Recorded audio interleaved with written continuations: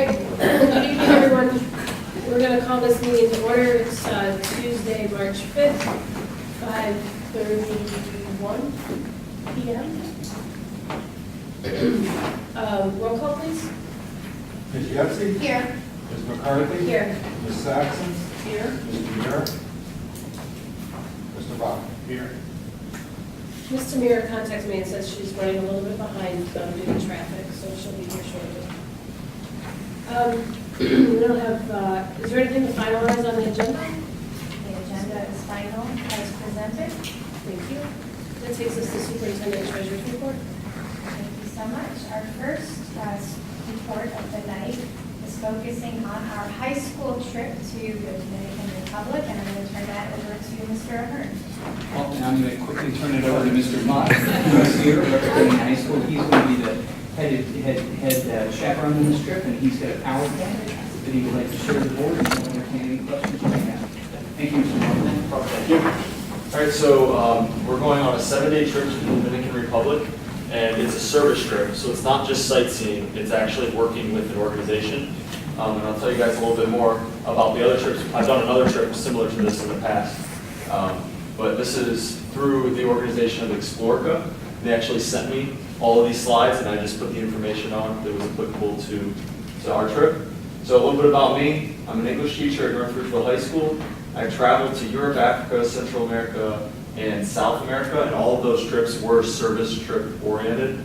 So the picture on the left is in Africa, we did professional development for their teachers there. So I went with a group of teachers with Mr. Roofner. Mr. Roofner was the leader of that group, and that was life-changing. And ever since that trip, it's kind of inspired me to have those same experiences with my students. So this was the Ecuador trip. These were the 7 students that went with me on the Ecuador trip, and of those 7, 5 are going again to the Dominican. So it had such a strong impact on them that they want to go again. This is just kind of something I show the students just to realize this is the world and you can travel it even on a teacher's salary.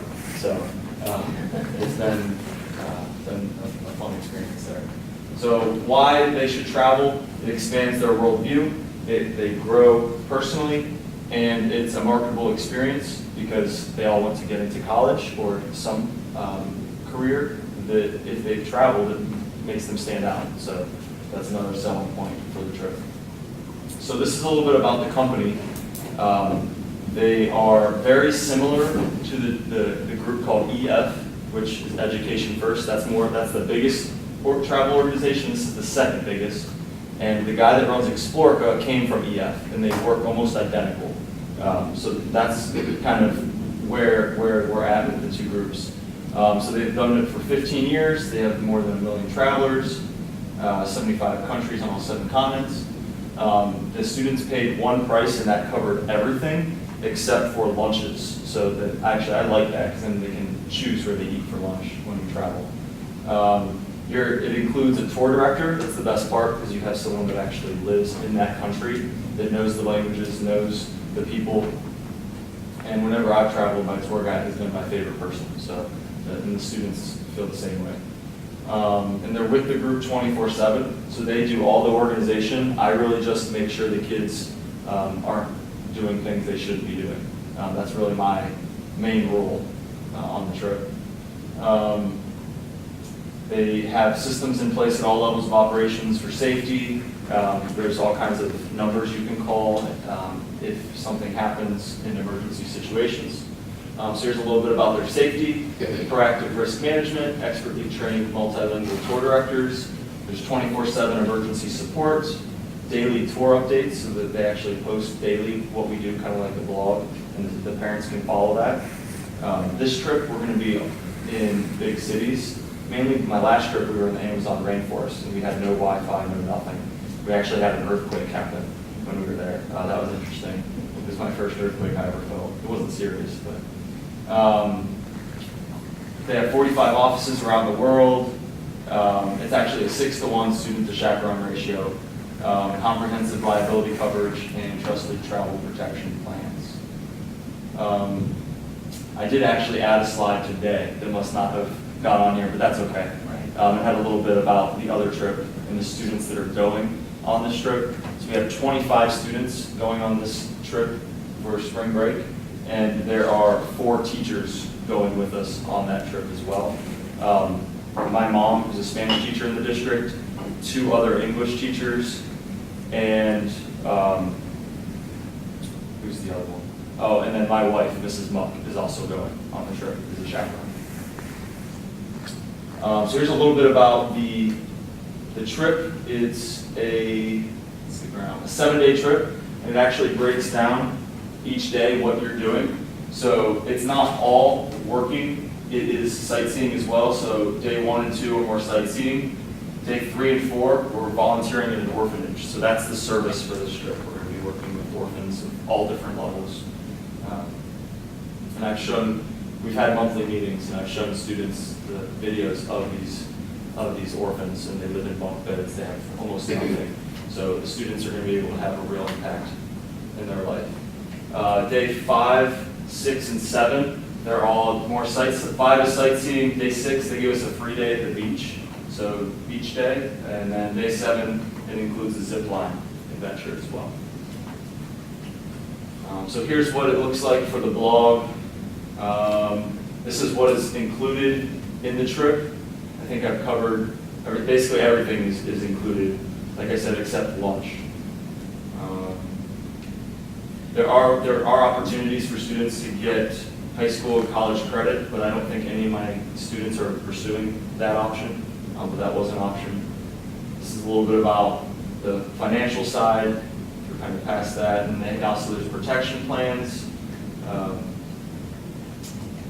and a little bit of how to enroll. They all enrolled online, and questions. All right, I'm trying to go fast because I actually have a basketball game right now. my 8th graders are playing. Go ahead, you can ask me. How much did this trip cost for the students? It's about $2,000, which worked out to $100 a month. So students that signed up 2 years ago were able to work minimum wage jobs and afford it. So you've been planning this trip for 2 years? Correct.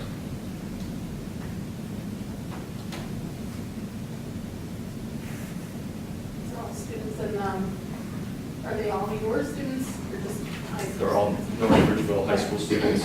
There's even one student that is an alumni now, graduated last year.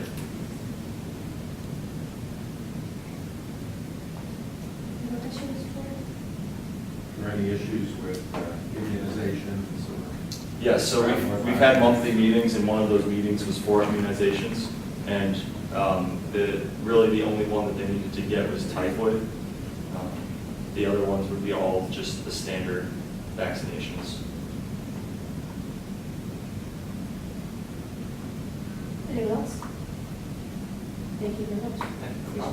Yes. Thank you, Mr. Mack.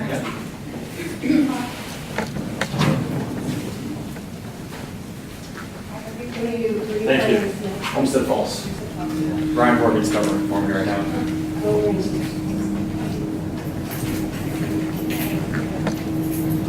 Okay, our next superintendent's report actually focuses on something we've talked about here a few times, in providing additional supports for our students from a social emotional perspective. So I need to introduce Mrs. Roberti, who will talk a little bit more about Nancy Lowry and Associates. Okay, I do not have PowerPoint, but I do have a handout. So if you want to take one of that, that'd be great.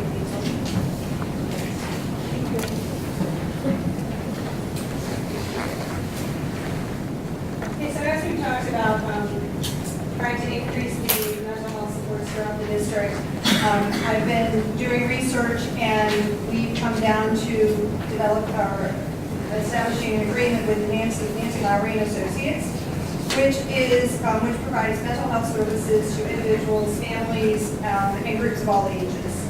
They are headquartered out of Strongsville, but they do extend their services all over Northeast Ohio. Their therapists are licensed, experienced, master-level mental health professionals, so they certainly have the credentials behind their names in order to provide us the support. So, along with providing the mental health supports privately, which is, what the practice is, they also can provide mental health supports in various school districts in the area.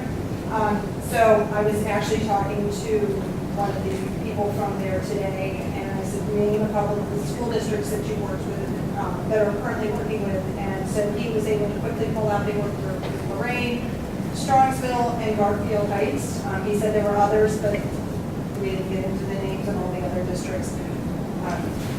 So that's kind of their background. But what we're looking for within our district is, first and foremost, the services that they can provide are at no cost to the district. All the services that they provide will run through payments, insurances, and they are already working with multiple insurance companies. They could name one that they don't have a relationship with, as well as Medicaid.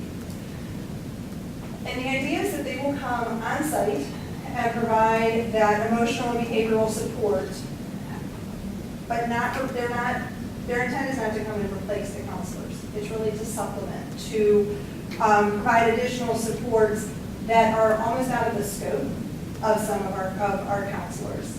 Our counselors are trained in school counseling. They don't have that expertise in mental health, which is what this agency will come in and do, is provide that mental health component. They're going to, this year, or as soon as hopefully we get board approval, we will be having them come in, and they're going to work specifically with our students who are in the, that are accessing services in the emotional support room, as well as some high schoolers that are being targeted or chosen by counselors who they are in need of additional emotional and mental health supports. Their counseling services are kind of multifaceted, but what they're going to be doing for us is they're able to do one-on-one counseling services, and they'll also be doing group counseling. All of this obviously goes through with the parents' permission and a lot of legal paperwork before we're able to even have them start working with the students, but the parents would be fully invested and aware of what's going on. So we would have one-on-one supports for students who are in need, and then also providing, like I said, small group supports for the emotional students in the emotional support room. The plan is that next year we would take it to the next level, and we want to have them provide group supports in Ranger Academy, which we've done in the past with Firelands, and no disrespect to Firelands, but they've been really inconsistent across the district this year, so that's why we actually did go to look for another agency. They have a lot of turnover and a lot of changes in their counselors. One of the things when we spoke to the associates from Nancy Lowry is that we need consistency. And I wanted to make sure that they could guarantee that we would have one person that would be with us, and we weren't going to be changing therapists on a regular basis. I also wanted to guarantee that the therapist they would send would not be an Ridgeville resident. I think that's a major conflict of interest to have a counselor who lives in the community and potentially could have students in our schools working with our students. So they assured me that the counselor they sent would not be a North Ridgeville resident. So they're going to be working emotional support room. They're going to be working one-on-one with our high schoolers this year. Next year we'll expand it to Ranger Academy, where they'll do the group and continue to pick up one-on-one counseling. And then we do want to broaden our scope with them. They said they can give us as much support or as little support as we need. I'd like to be able to broaden that scope to be able to utilize their supports, whether it's small group services or one-on-one counseling services from kindergarten through 12th grade. So we were able to hit the larger gamut, but we're not there yet. We're not ready to just dive in. We want to make sure we do it right. So we're doing it with small steps first. So that's the summary. Is there any questions? How often would the counselor be here? Is it an everyday position? So it is as much or as little as we want. So what we are enlisting with them right now is that we would have somebody in-house every week, whether it's 1 day or 2 days. It depends on the number of clients that we have for them. Let me see if there's anything on this. But, I mean, they said they could send somebody 1 day, or we could have somebody 3 days. They go, if you want 5 days, we'll figure out how to get you 5 days. And you imagine that that person would be going, shuffling here and between here and the high school This year, it would just be between NRAC and the high school. So we move this forward. Just mentioned small groups, so we would make the building available for evenings, and is there a reason we didn't utilize somebody in Lorraine County, like site to site? And is this group prepared to work with Lorraine County Juvenile Court for our students that are court ordered to receive mental health So they, counseling and small group type sessions? yeah, couple questions in there. I would be honest, we didn't contact Psych and Psych. We contacted 3 agencies, and Nancy Mallory was the one that we felt was the most appropriate for us at this time. Court ordered, yes. They gave me a plethora of pamphlets and handouts, and we've had 2 meetings with them already about what services they can provide. But they said something about building at night. Yeah, because a lot of times, especially the court order stuff, it's, a lot of times it's evening hours, so it's not interfering with kids. And then there's the potential of maybe other kids that would be possibly court ordered from out of the district, because that can be made available through this group. Because my fear is, I don't want students receiving services from multiple Right. professionals, and that's the risk we're running by bringing in another group when, especially anything that goes through the Lorraine County Juvenile Court, it's the Psych and Psych and Lorraine County agencies, and that's my fear is getting. So that is actually a conversation that we have had with them with regard to multiple agencies. So if a student, for example, is seeing someone from Psych and Psych, they would not be seeing someone from Nancy Lowry. They would not double up on a student because they don't want to counsel a student one way and then have the other agency counsel the student in a different way. So they actually do all that background research to make sure that they're not doubling up in that case.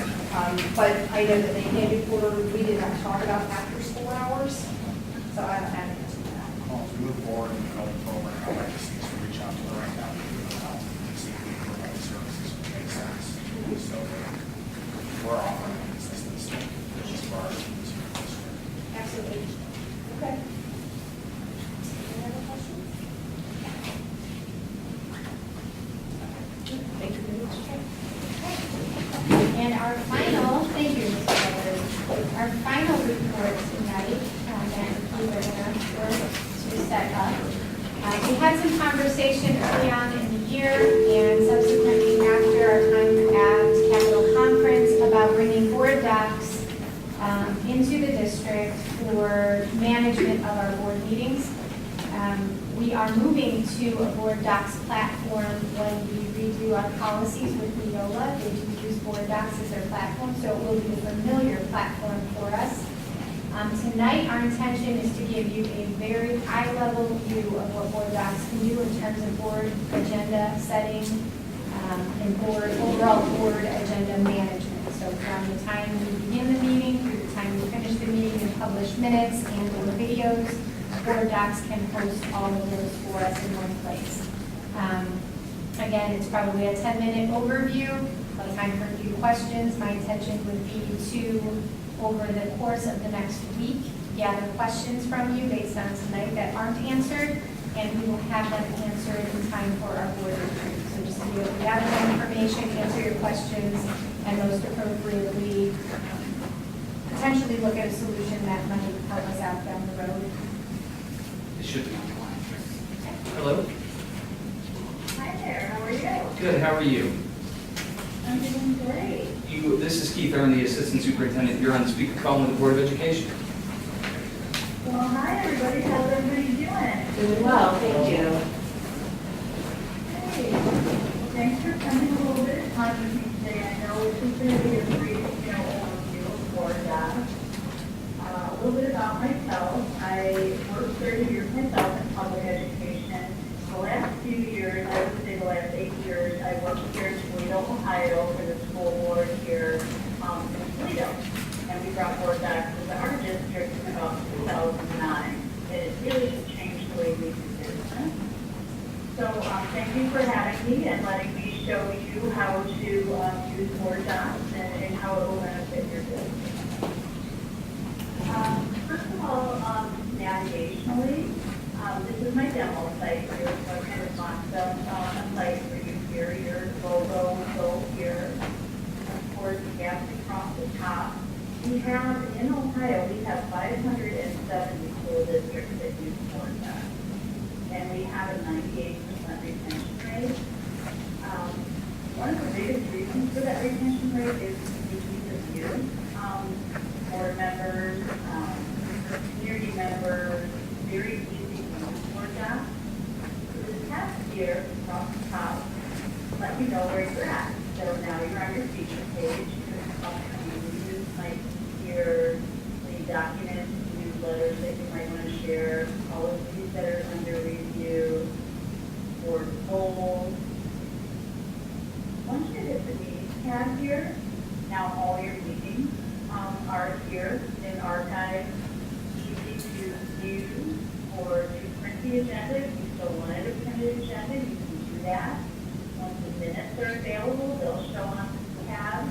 So it's a real nice communication tool with your community and your constituents, and also to have that transparency where all your information is out here and then it's viewable by yourself.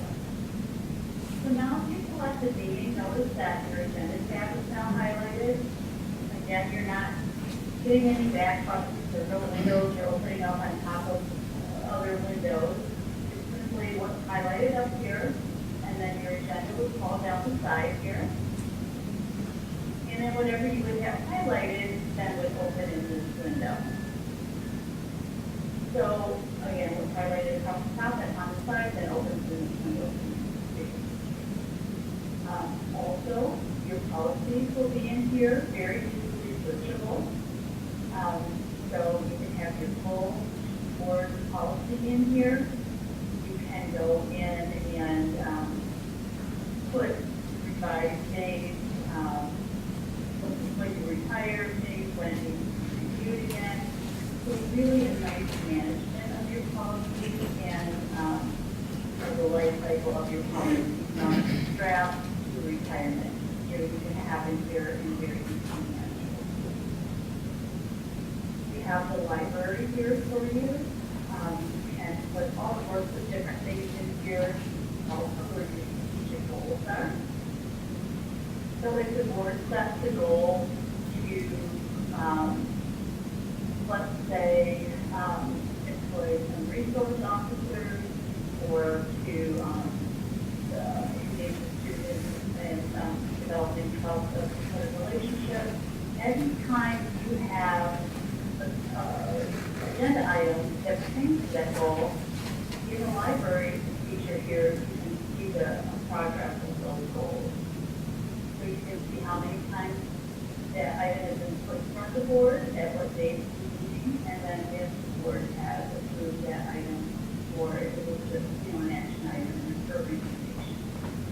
So that's really nice. Do those things, can I interrupt for a second? Sure. Do those things populate by themselves, or is that something that we would have to go in and populate independently? As far as the temperature monitor here? No, like say, yes, so if it's located on the agenda and then it goes into this strategic goals, do we put it in the strategic goals, or does it automatically get put into the strategic goals? Yeah, so when you are creating that agenda item, whatever it may be, the person that's creating it, or even the clerk at the end, when the agenda is all created, can go in and then you just pull those goals in here, create your own goals, and add more if you want to here for the agenda item. Okay, thank you. Yeah. There's also a great search feature in here, so if let's say that you want to go in and search dress code, you can search your whole site and see how many times dress code was mentioned. It searches down through easily attachments to your agenda. But let's say they don't want to read, they want to policy it back, they want to put those boxes, and now we can open and see dress code policy. Now you're ready to come in here and search for different items. So if you have a current policy manual, all of the dates,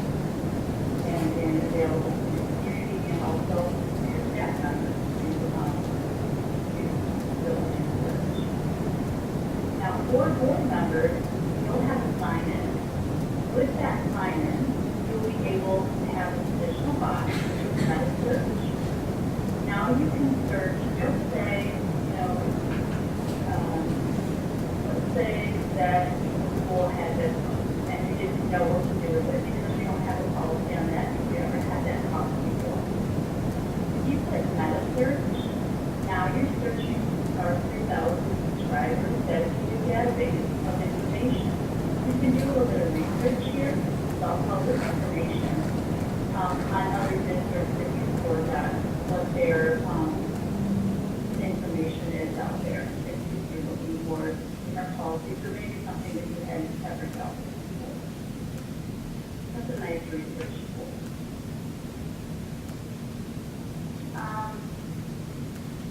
Board members also, with your sign-on, will have a little feature here where you can take annotations to different board agenda items, policies, library items as well.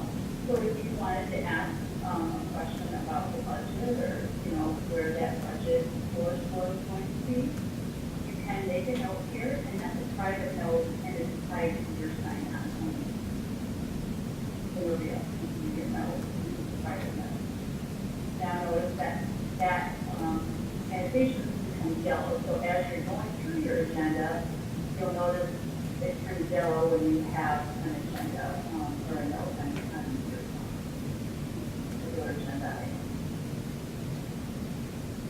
What's Does anyone have a question for me? Yeah, what's the retention on the notes? Because by law, that's public record when we take notes on our agendas. So do we have the ability to delete that stuff? In which case we shouldn't have that ability. You can, actually, I wish I could really go see, but most notes that are taken privately, that aren't shared are just personal notes to you. But they are retained, or you can take them out yourself as well. Thank you.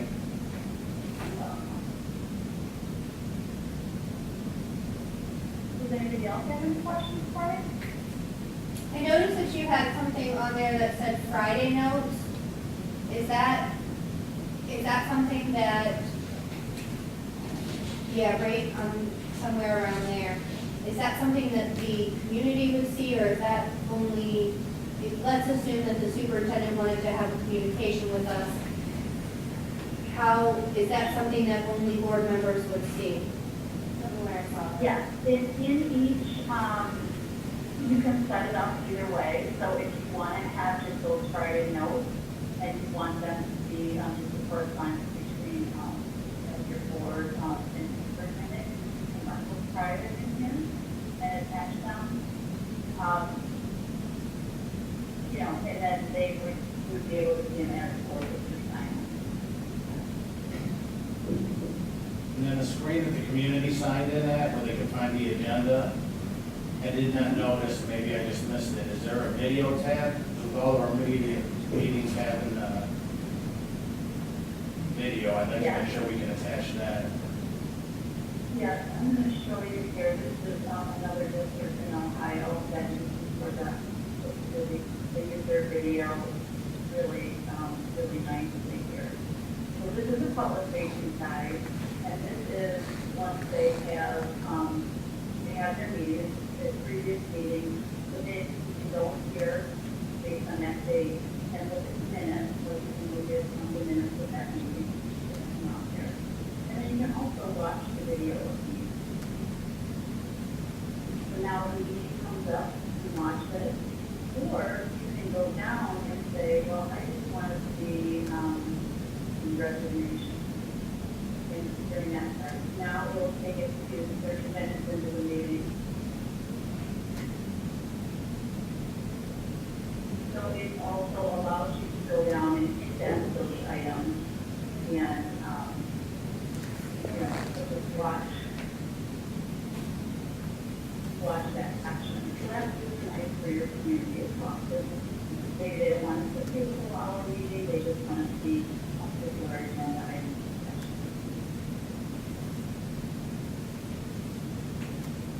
Now, who does that indexing? Is that done on our end with the meetings? Yes, Okay. yes. If you would take a video and put it on YouTube and then pull it through. And a lot of people say, oh gosh, it's going to take so much time, but it really doesn't.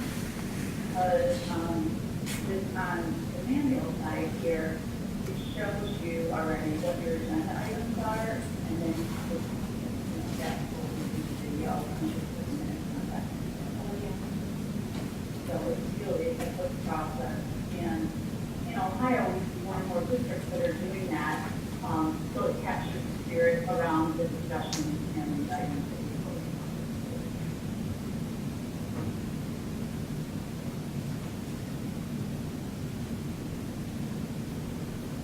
Anything else on it?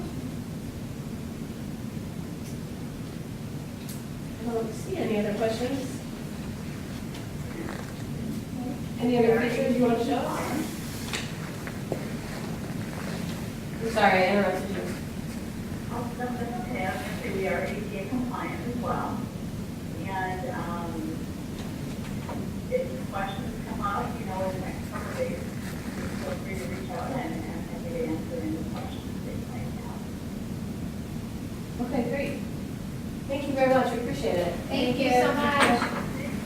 Thank you. Have a great day. Okay, you also too, thank you. Bye-bye.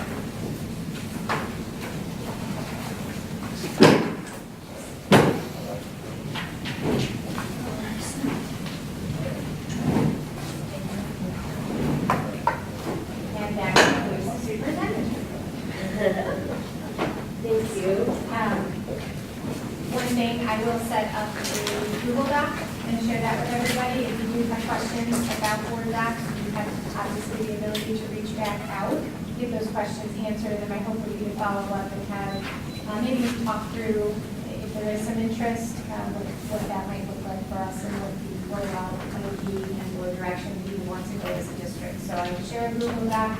Feel free to throw in your thoughts and ideas, questions, etc. And then again, we'll come back to that in a board retreat next week. Thank you. Now is the hearing of public on agenda items. If anyone would like to speak about an item that's on the agenda? Seeing none. We'll move to our consent agenda. Education Committee report, Mrs. Tamura. Thank you. Mrs. Yancey? We have 4 agreements to consider for approval on March 19th. The first agreement is with Lorain County Board of Developmental Disabilities. This is a renewal of services for students with disabilities through the 1920 school year. The next agreement is with Nancy Lowry and Associates, a school-based program that places master's level experienced Ohio licensed mental health professionals on site in selected locations to provide as required and or requested emotional, psychological, substance abuse, and mental behavioral health evaluation and treatment services to students and related family members. Services delivered in a coordinated manner with NRCS leadership, teachers, and staff. Finally, we also have an agreement with Rachel Wixley and Associates to include support staff members to our original agreement. Rachel Wixley and Associates currently manages our substitute services for our certified staff members. The scope of services includes recruitment, compliance, employment, schedule, training, ASOP administration, and payroll for support staff members. We also have 2 field trips to consider for approval. The first is a trip to Santo Domingo, Dominican Republic. This is a service trip for high school students over spring break, April 19th to 26th, 2019. The second field trip is an overnight trip to Ohio Sea Grant and Stone Lab through the Ohio State University.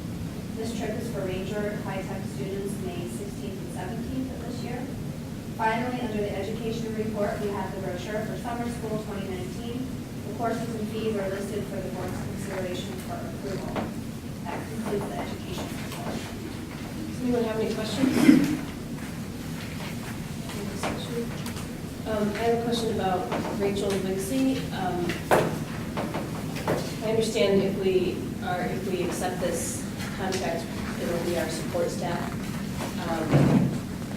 substitutes. All support staff substitutes?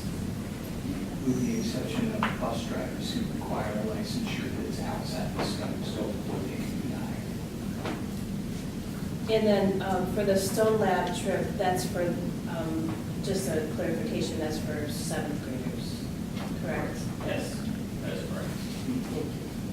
And that one's coming a little later, I know we had a discussion about it. Stone Lab does not award field trips until January, which is why you're getting a little later notice on that.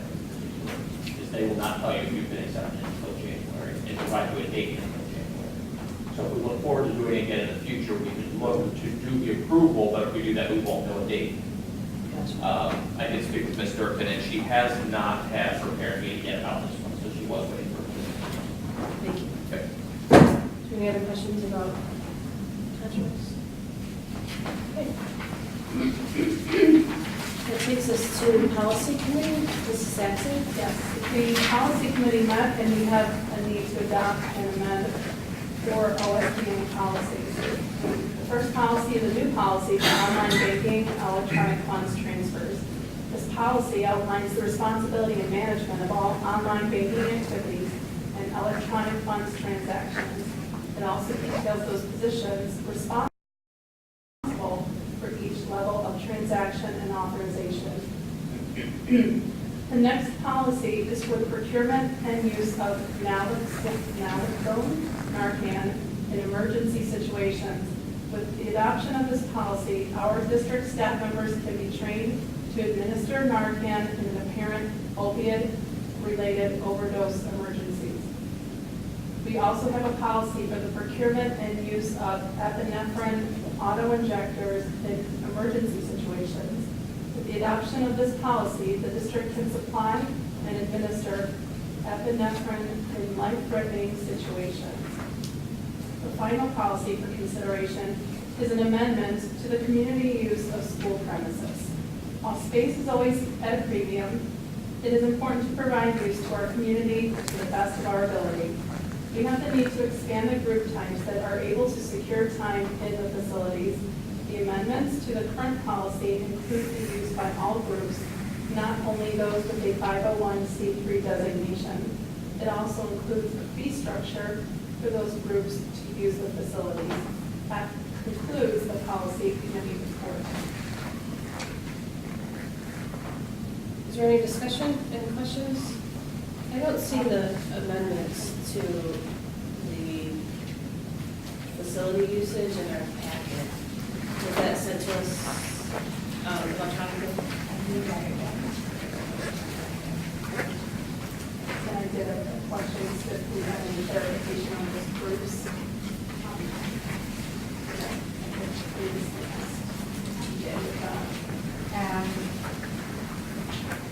What we need, we're looking at, I do that in front of the form.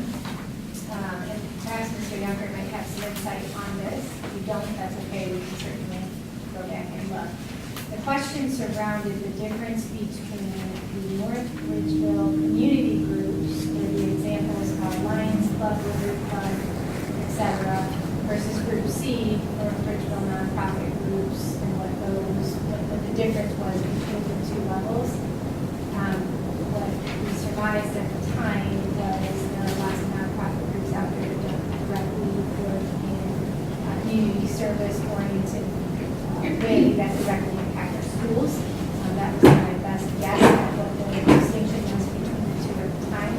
I don't know if there's further information you might have to support that. No, that's accurate. It was through looking at other district policies, what they had in mind, and then taking a look at what our previous policy was, looking at groups that were permitted to use the facilities and breaking it down. It was very broad in the past, and this did allow us to delineate that much the way that it was considered. I mentioned.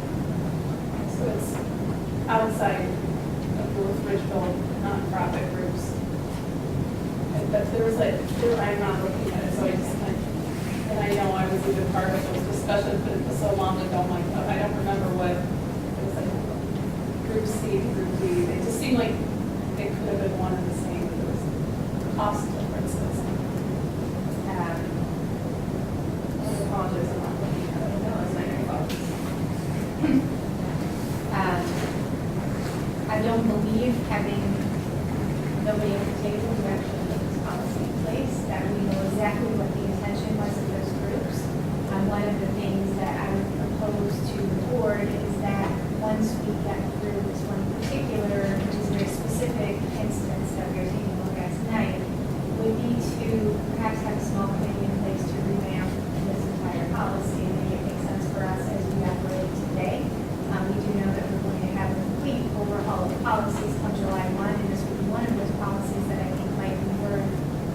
look at the way that it's been implemented, questions that we've had along the way, and ultimately how we can put something in place that makes sense for us in the short-term future as well as the long-term future. One of the things that really came out of this small amendment that we're making is we limited the use of facilities to only those groups that held 501c3. What we run into is there are lots of organizations within the city that do not necessarily hold a 501c3. They do directly benefit our students on a daily basis. And we need to be able to, the best of our ability with our space concerns and everything else, provide our spaces to the community when they are not in use.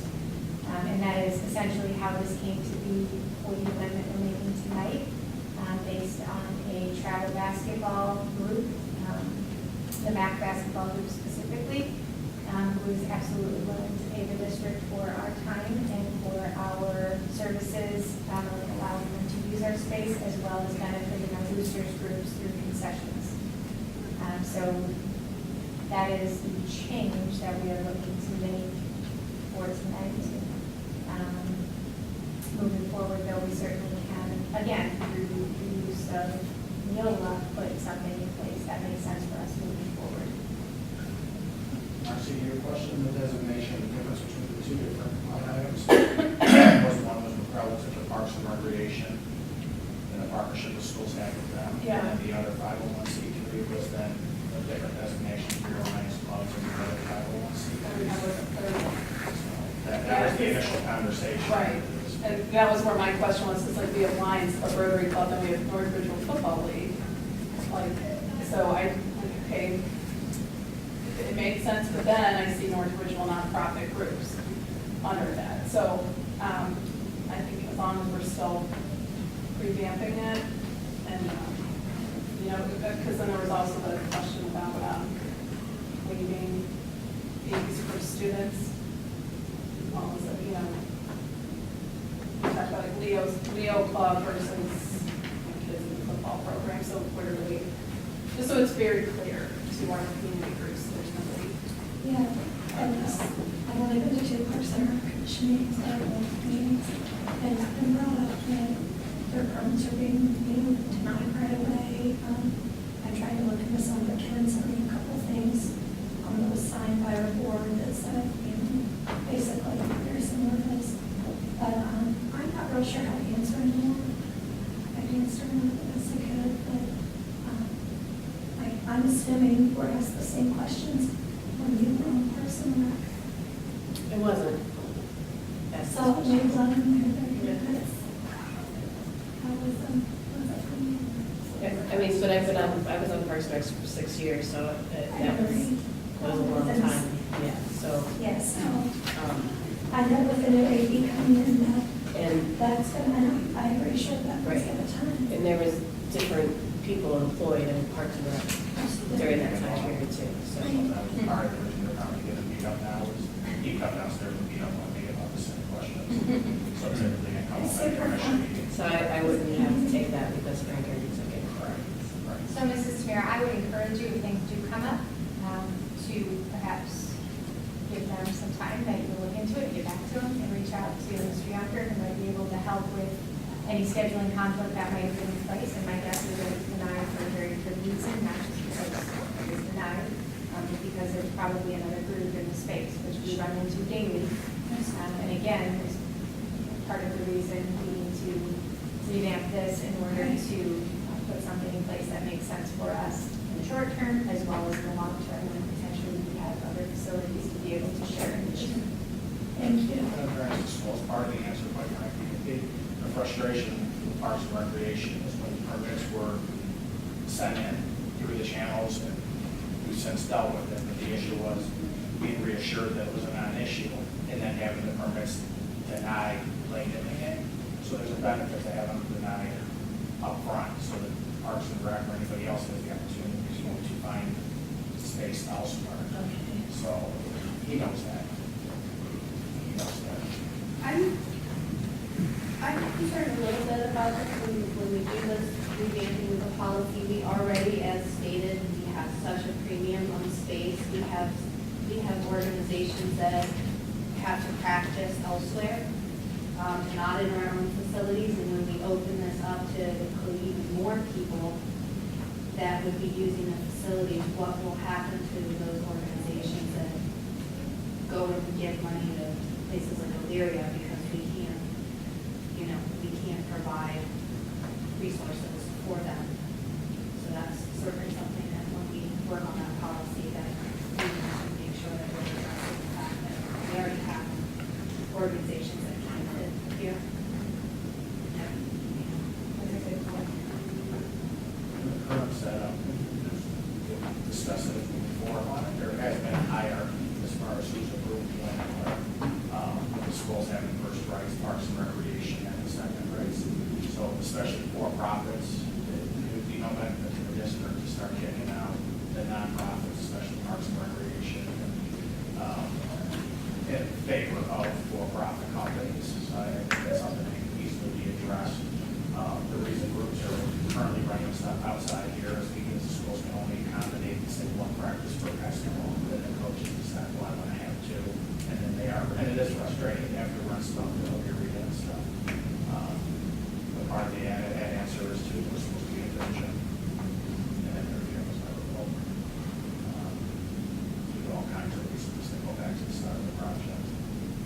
But we have to figure out a way to accommodate as much as possible, because the promise was made, and we are going to go back to the same community at something like another building. So there's definitely a benefit. But this gives us an opportunity to raise funds for a building that might otherwise be empty. And then we need to say, turn that money away, strictly this policy.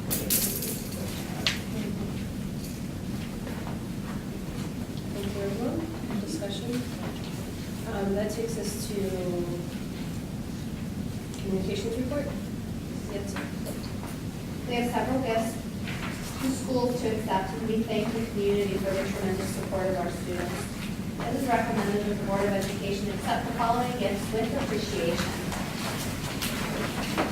Lego sets, estimated value $200, was donated by Kathleen Tipka to the North Ridgeville Ranger High Tech Academy to be used as needed. Gently used reading blocks, estimated value $50, was donated by Amy Runser to North Ridgeville Ranger High Tech Academy to be used in the library. Multiple pieces of press board, estimated value $50, was donated by Heather Foley to North Ridgeville Ranger High Tech Academy to be used as needed. $465 was donated by Lake Electric to the North Ridgeville Academic Center to be used for a student to attend the Washington, D.C. trip. $930 was donated by Fields United Methodist Church to the North Ridgeville Academic Center to be used for students to attend the Washington, D.C. trip. $1,000 was donated by North Ridgeville Lions Club to the North Ridgeville Academic Center to be used for students to attend the Washington, D.C. trip. $150 was donated by Georgia and Donald Awig, to the North Ridgeville Academic Center to be used towards students to attend the Washington, D.C. trip. $100 was donated by Mark and Lisa Harrelson to the North Ridgeville Academic Center to be used towards students to attend the Washington, D.C. trip. $60 was donated by Melissa O'Donnell to the North Ridgeville Academic Center to be used towards students to attend the Washington, D.C. trip. $100 was donated by the North Ridgeville Community Care to the North Ridgeville High School to be used for choral music for the high school choir students. $500 was donated by the North Ridgeville Travel Basketball Association to the North Ridgeville Athletic Department to thank the department for their tremendous efforts. The monies will be used as needed. Thank you again to all of those who have generously contributed to our schools. That concludes the communications report. Thank you. Takes us to buildings and operations report. Mr. Vaca. We have two items to consider under the buildings and operations report. The first item is reassignment of equipment that is obsolete or unusable. The equipment will be used for spare parts, which may be sold or removed for disposal. We have two active boards, one portable classroom, and old awnings from ECLC. The next item is an agreement with Train. This is a one-year service agreement to analyze the energy consumption at the new academic center to better regulate our controls and overall energy savings opportunities available to the district. The total cost of this agreement is $30,323. That concludes the building and operations report. there any questions? Yeah, I was spending $30,000 on a brand new building, I was engineering done by TDA and Icon. So there's two parts to that, and that was done by TV and Icon in addition to Brewer Garrett, who is our commissioning agent. And they essentially, through construction and throughout the next, I believe it's 11 months, perhaps 12 months, they work with our custodial staff to be sure that our controls are in place and working appropriately. What they don't do, though, is take a look at our consumption of energy. So they don't take a look at how we're utilizing lights in the district, how we're keeping our temperatures throughout the district, where we're getting our energy from as a source as well, as the second part of this. So Mr. Younger can talk probably a little bit more detail about this. If you remember, at our last meeting, we had a brief presentation about this as well. So we do have some information we can share. But in addition to that, they are guaranteeing that we will save significant dollars over the course of the contract, and the amount that I cannot tell you offhand, which is why it's important for us to contract with a company. We did go out to research this. We had 3 different companies come to the table. Again, Train made the most sense to us. They were reasonably cost. They had the most savings associated with their proposal. In addition, all of our equipment here at the new academic center is Train equipment. So it really made sense for us to go in that direction, and that is the reason it is before you for consideration. Is it just for this building or is it district-wide? Is it just this? What's a portable classroom? Great question. You knew it was going to come out. Again, Mr. Younger can talk more detailed about this, but at a very high level, there at one point was a portable classroom or trailer that was behind the high school. And Mr. Prince, 20 years here in the district, he has never seen said trailer. It was disposed of prior to our times. However, Mrs. Poff in Mr. Younger's office is going through our list of inventory based on some suggestions by the auditor. And this is one of those items that when we got to the awnings at ECLC had a very similar tag number. And we recognize it's nothing that we've ever put before the board for disposal. Again, it's not with us. It hasn't been with us for a very long time. But in order to stay above board with the auditors, we do need to dispose of it. We do know moving forward that anything that does not equal $1,000 or more, we don't have to tag for inventory. So we are getting some new ideas as we move forward in terms of inventory and how to better manage that system. Thank you. Any other questions? Like you, the active boards, I know if this year agent for St. Peter's, we buy and tag equipment on their behalf as well. Yes. And we're responsible for disposal. Yes. Not realistic. Okay, that takes us to human resources report. Mrs. Saxon? There are 36 action items for human resources on the consent agenda for approval at the March 19, 2019 regular Board of Education meeting. This is the first reading of these items. 2 summer school coordinator approvals at .5 FTE. 2 assistant coordinator positions at .5 FTE. 4 special project stipends for the development of a comprehensive guidance curriculum. 4 support staff appointments for summer school secretary, bus driver, and cleaner. 1 certified supplemental contract. 3 support staff substitute approvals. 3 benefit book adjustments. 1 certified staff adjustment. 1 support staff adjustment. 8 certified staff leave approvals. 1 support staff leave approval. 2 certified resignations. 1 certified supplemental resignation. 3 support staff substitute resignations. That concludes the human resources report. Are there any questions about that? Ms. Yancey? I have a question regarding, is there not a deadline for certified staff to place adjustments in here regarding salary adjustment. Yes. Salary adjustments? There's no firm deadline until when we contract with them in April, they're able to do salary adjustments. So until when we contract with them in April for their following school year is when they make adjustments. We would like to see a firm deadline, but it is roll. The next question I have is, are certified staff resignations effective in the middle of the school year? Yeah, that is a staff member who, due to family circumstances, somebody has moved out of the state, and they were put in a position where they need to move to the state with their spouse. And so, obviously, we wish them the best. Obviously, the timing is not ideal, but we understand that we can't control life circumstances that are beyond our ability to fix them. In that case, it makes sense, but in the event a teacher will take a position elsewhere, what is our policy typically handling that in the middle of the school year? Because I'm sure that's what you were. I mean, technically, it would be considered a breach of contract, and they could vacate their contract, and we do have some recourse that we could pursue a revocation of their licensure. But again, we would do that in extreme circumstances, not the circumstances that are outside of our control. But yeah, we do have recourse legally to be able to try to hold somebody from a breach of contract. A license was pretty extreme. That would be extreme. We would use a rare circumstance. They want to leave the school year, but they want to change their career path. Are we planning to replace these positions, or are we Yeah, subbing them out? we've actually are looking to try to, I've got interviews scheduled for tomorrow afternoon to try to fill this vacancy.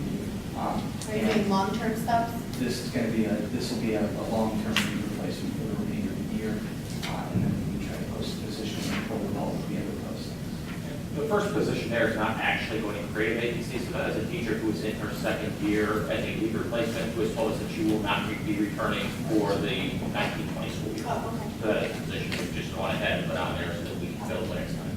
Great. Two. Just seems rather odd. One is actually giving us advanced notice, which we appreciate for upright review for the effective next year. Any other questions? No. Takes us to hearing of public on new items. If anyone would like to speak on an item not on the agenda? We'll just move on. Seeing none. Directly silent.